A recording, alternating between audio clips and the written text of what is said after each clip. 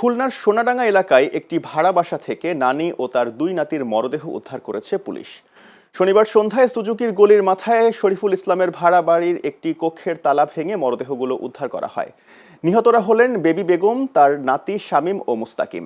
নিহত দুই শিশুর মা ফাতেমা বেগম মেরির দ্বিতীয় স্বামী ট্রাকচালক রফিকুল হাওলাদার মাতাল অবস্থায় এ হত্যাকাণ্ড ঘটিয়ে থাকতে পারে বলে প্রাথমিকভাবে ধারণা করছে পুলিশ। নিহত দুই শিশুর মেরির প্রথম স্বামীর সন্তান ফাতেমা বেগম মেরি জিজ্ঞাসাবাদে জানিয়েছেন, গত 4 বছর ধরে দ্বিতীয় স্বামী রফিকুলের সঙ্গে তার পারিবারিক কলহ চলছিল।